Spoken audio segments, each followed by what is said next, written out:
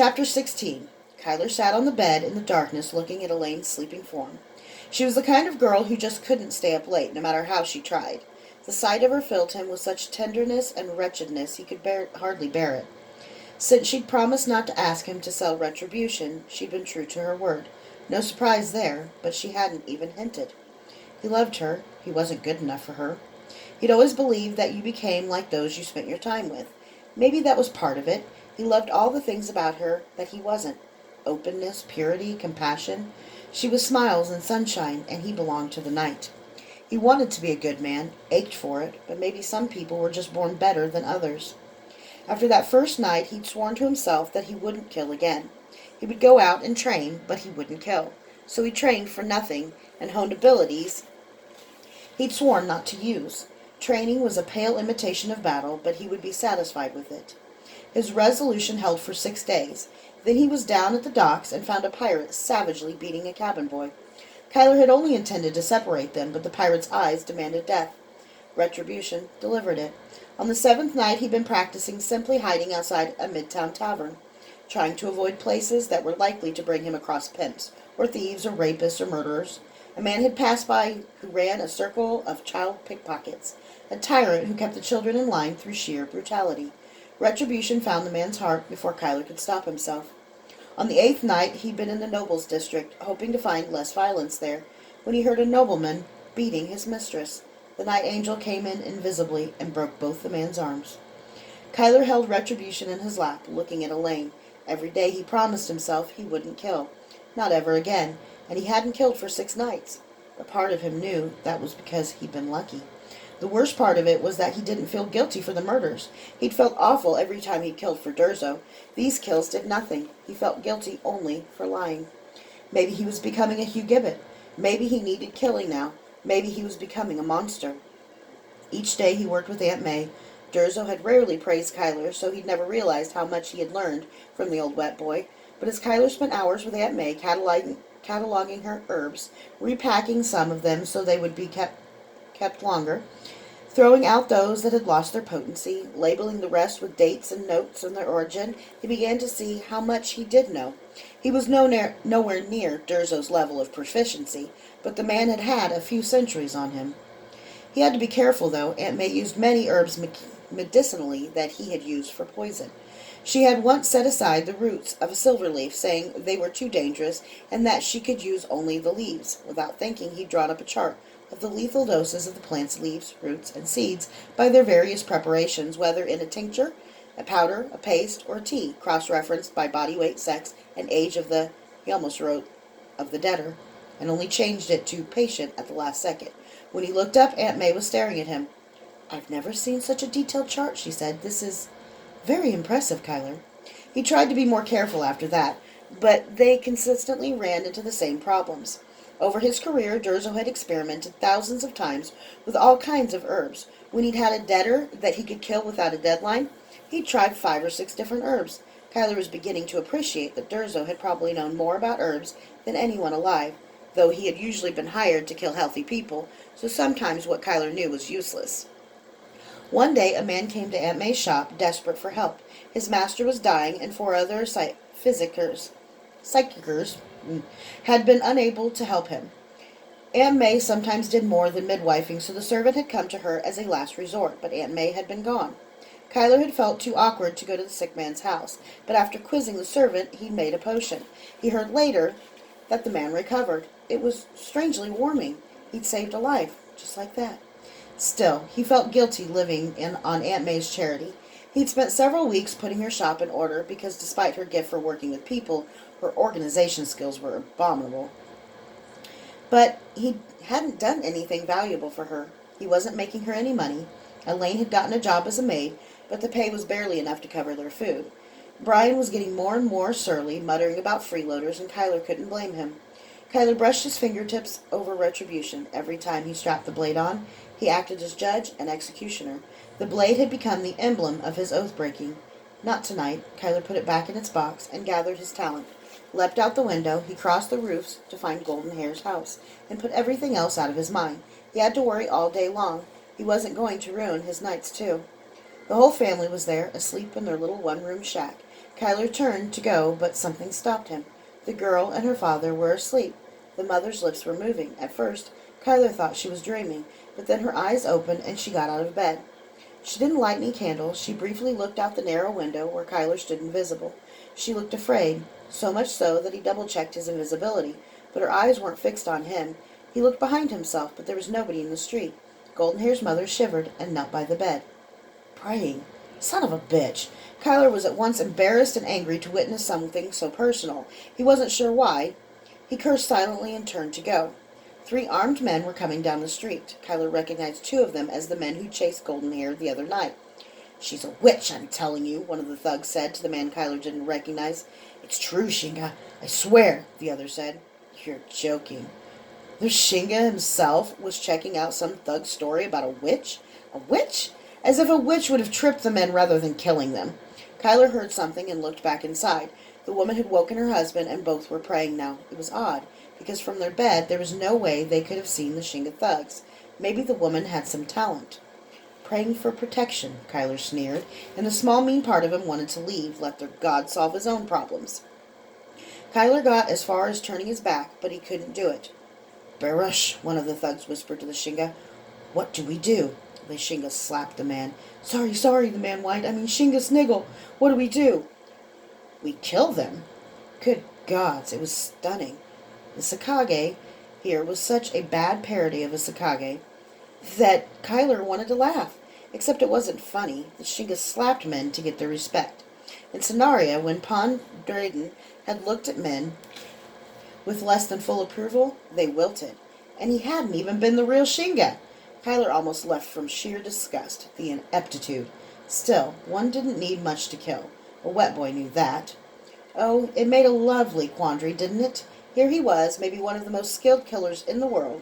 He could kill all 3 of them before they could make a sound. And yet he couldn't even hurt them. In front of him were the dregs of the underworld, and they would kill while he couldn't. Lovely. They were only 20 paces away. What if she uses witchery again, Shinga? Of course, they didn't bother to formulate their plan before they got to the target. That would have been a bit professional. Baruch Sniggle snorted, approaching the door. "I ain't afraid of this shit." As Kyler saw the man's eyes, his hand went to his back, but retribution was gone. His momentary surprise was enough to break him free of the killing impulse. He'd sworn. Damn it, he'd sworn. There had to be another way. Tonight, there would be another way. So Kyler materialized in front of the Shinga. Or rather, parts of him did. He let some light shine through the Kakari that covered him so that he appeared with a smoky translucence. The curve of an oily, iridescent black bicep shimmered in and out of visibility. Then the curve of broad shoulders, the V of the torso, the lines of his chest muscles, all of them exaggerated so they seemed larger than they were. They faded in and out of sight like a ghost. Baruch Sniggle froze, and then Kyler topped it with his master stroke. The Kakari became solid over his eyes, making them gleam like metallic black jewels in midair. Then the rest of his face appeared, covered in a mask of black shimmering metal molded to his skin. It was menacing. It was more than menacing. It was the very face of judgment, of retribution made flesh. And at what Kyler saw within the Shinga's eyes, hatred, envy, greed, murder, betrayal, the mask became fierce. Kyler had to dig his fingernails into his palms to keep from ending him. The Shinga dropped his cudgel, nerveless. Kyler wasn't surprised. He knew what the man was seeing, because he'd practiced it in a mirror.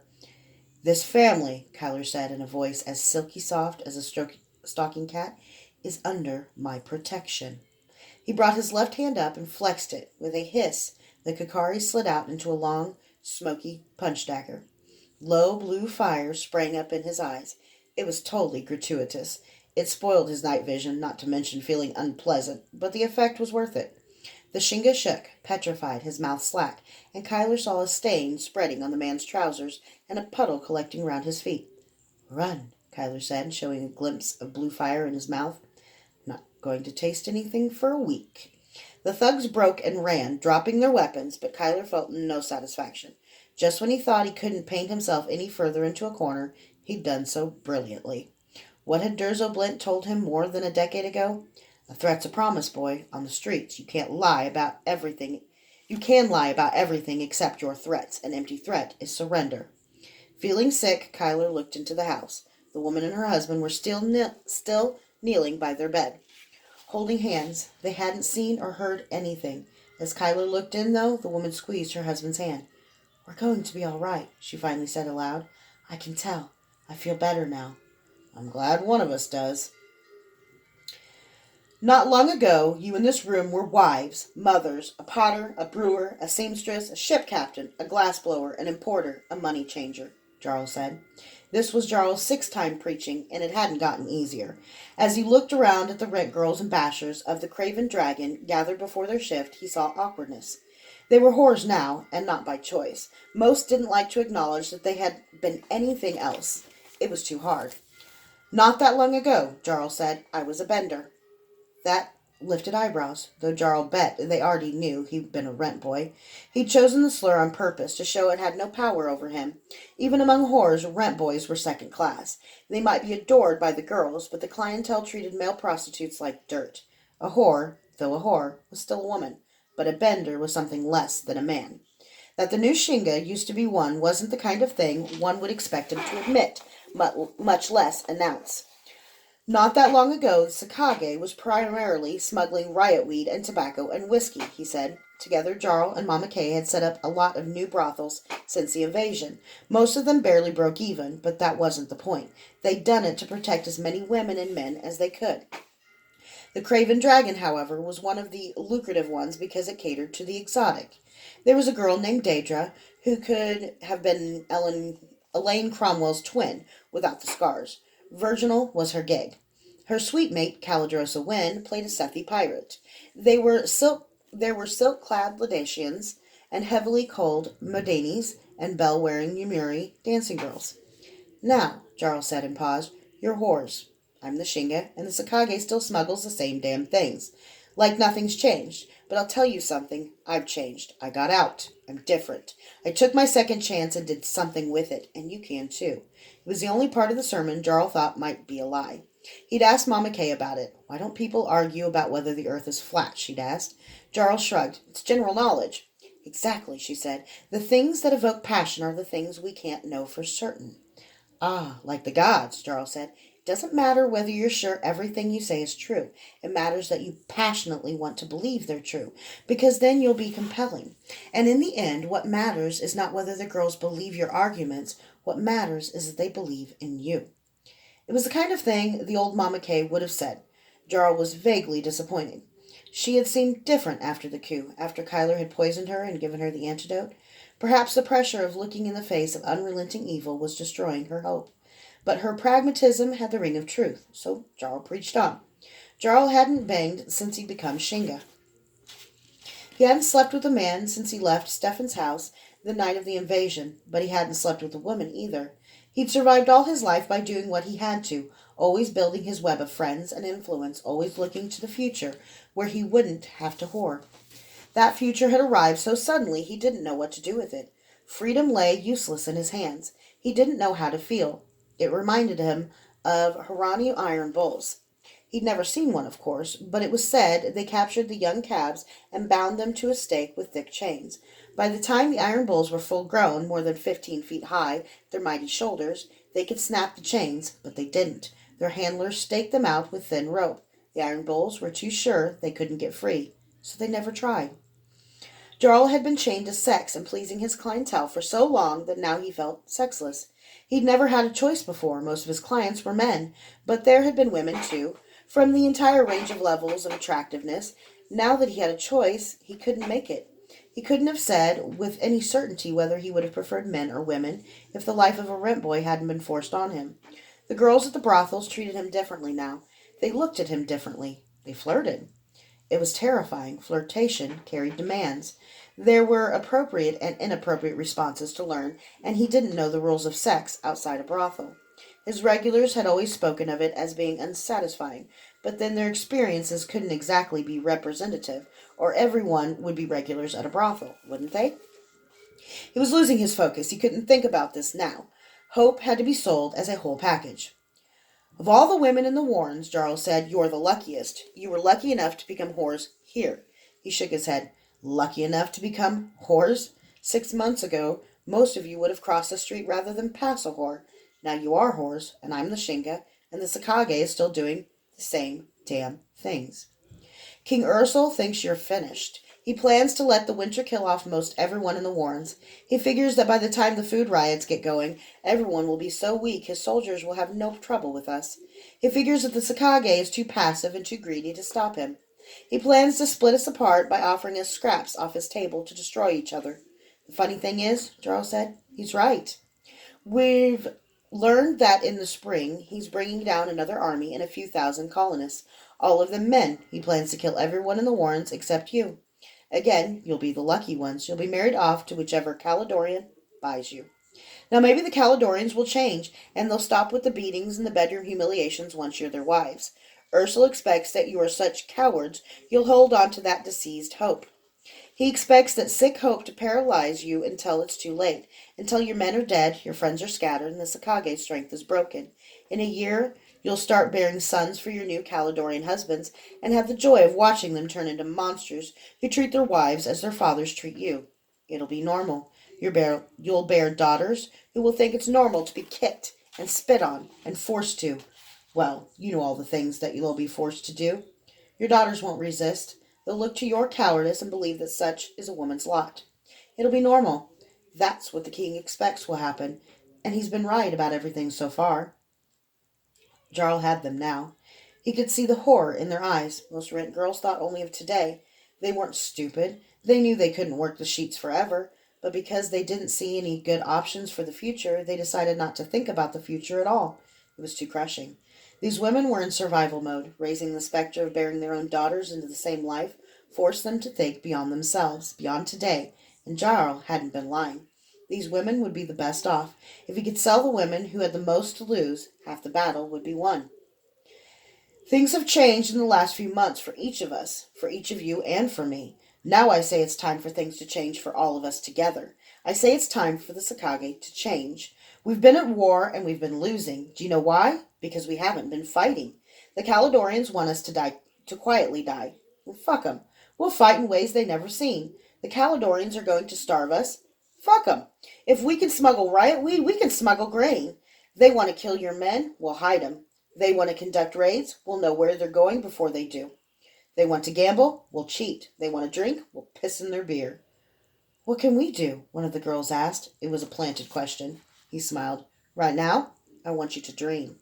I want you to think, not about going back to what we had before Calidor came. I want you to dream of something better. I want you to dream of a day when being born in the Warrens doesn't guarantee dying in the Warrens. I want you to dream of getting a second chance and what could happen for this city and this country if everyone got a second chance. Dream of raising your children in a city where they don't have to be afraid all the time. A city without corrupt judges or Sakage extortion. A city with a dozen bridges over the Plith and not a guard on one of them. A city where things are different because of us. I know you're scared right now. Your shift starts in a few minutes, and you have to go face those fuckers again. I know. It's fine to be frightened, but I'm telling you, be brave inside. The time is coming when you will be needed. If the nobles want to win this war and take this country back, they're going to need us, and our help is going to come at a price. Our price is a city that's different, and you and I get to decide how. You and I have the power, so for now we can go on with things as usual. Or we can dream and get ready. Out of everyone in the Warrens, you ladies have the most to lose. He walked over to the pirate girl, Caladosa Wen, and touched her cheek beneath one blackened eye. But tell me, is this what you gave up your husband for? A crown for a black eye? One more when they hurt you so bad you can't work the next day? Is this what you deserve? Tears leaked from Caladosa's eyes. I say hell no. You came here because it was the best you could do. You get a crown for a black eye because it's the best Mama Kay could negotiate. As your Shinga, I'm here to tell you that the best isn't good enough. We've been thinking too small. We've been trying to survive. And I, for one, am sick of surviving. The next time I hear a scream of pain, I want it to come from a Caledonian throat. Hell yes, one of the girls whispered. He could see passion burning in their eyes now. Gods, they looked fierce. Jarl raised a hand. For now, just watch. Just wait. Be ready. Be brave, because when our chance to roll the bones comes, we've got to cheat, and we're going to roll 3 6s. Honey, Elaine said, shaking Kyler gently. Honey, get up. Ass, he said. What? Ass! Elaine laughed. You do look like someone sat on you, she said, hugging him. She sniffed and grimaced. And you do stink. Ass, he said, wounded. Honey, we've got to go shopping today, remember? He grabbed a pillow and pulled it over his head. Elaine leaned over to grab the pillow, but Kyler wouldn't let go of it. So she sang the Good Morning song. It consisted of the words good and morning, repeated 37 times. It was one of Kyler's favorites. Good morning, good morning, good morning, good morning. Assing. Kyler harmonized into the pillow. She pulled on the pillow, and Kyler grabbed her and flipped her onto the bed next to him. He was so strong and so quick there was no resisting. He pulled the pillow away, rolled on top of her, and kissed her. Mm-mm, she said. Oh, his lips felt good. What? He asked 30 seconds later. Morning, mouth, she said, grimacing. It was a lie, of course. With the way his lips felt, she wouldn't have cared if he did have bad breath. But he didn't. His breath never smelled. Not just never smelled bad. He could chew mint leaves or moldy cheese, and his breath wouldn't smell at all. It was the same with the rest of his body. Put perfume on him, and it just disappeared. Probably something to do with the Kakari, he'd guessed. So now he smiled, his mock predatory smile. I'll show you, morning mouth, he said. He pushed through her flailing hands and kissed her neck, then lower on her neck, and then he was pulling down the neckline of her dressing gown, and her hands weren't flailing any more, and his lips. Shopping! She rolled out of his arms. He let her go. Kyler flopped onto the bed, and she pretended to straighten her dress while she admired the muscles of his bare torso. Aunt May had taken Uli out for the day. The house was empty. Kyler was so cute with his hair all squished from sleep, and he was gorgeous, and his lips were the most amazing things in the world. Not to mention his hands. She wanted to feel his skin against hers. She wanted to put her hands on his chest, and vice versa. Sometimes in the morning they cuddled while he was barely conscious, and it had become her favorite time of the day. Once or twice her shift had ridden up during the night, and she could feel herself spooned against him, skin to skin. Well, maybe her shift didn't ride up all by itself, and she wouldn't have dared if she didn't know he'd been out for hours the night before and wouldn't possibly wake up. It made her warm just thinking about it. Why not? Part of her asked. So there were the religious reasons. Can an ox and a wolf be yoked together? She didn't even know if Kyler believed in the god. He always got uncomfortable when she talked about it. Her foster mother had told her to make her decisions before she got her heart involved. But that was water under the bridge and down the river and around the bend. Uli needed her. Kyler needed her. And she had never been needed like that before. Kyler made her feel beautiful and good. He made her feel like a lady. He made her feel like a princess. He loved her. He practically was her husband. They said they were married, they lived together, slept in the same bed, acted as father and mother to Uli. Probably the only reason she hadn't already made love with Kyler was that by the time he'd actually touched her most nights, she was so tired she could barely move. If he tried in the morning what he did at night, she'd have surrendered her maidenhead in about 5 seconds. She could almost feel his breath in her ear. She imagined doing some of the things Aunt May had talked about so blithely, things that had set her face burning, but sounded ever so wonderful. She was feeling so brazen that she even knew which one she'd try first. Didn't the scripture say, let your yes be yes and your no be no? She'd said she was Kyler's wife. He'd said he was her husband. She'd take him past the ringery Aunt May had told her about, and they could formalize things in the Woodrarian way later, afterward. Kyler sat up in bed, and she leaned close behind him, her hands moving on the ties of her dressing gown. She opened it. Gods, Kyler said, giving her a quick peck on the cheek, without turning around far enough to see the rest of her. I've got to piss like a warhorse. He stood and started pulling on clothes. For a moment, Elaine was frozen. Her dressing gown hung open, her body exposed. What are we shopping for? Kyler asked, pulling his tunic over her head. She had barely laced up her dress when his head poked out of his tunic. Well, he asked. What? She felt like someone had just dumped cold water over her head. Oh, Uli's birthday, right? We're getting her a doll or something? Yes, that's it, she said. What had she been thinking?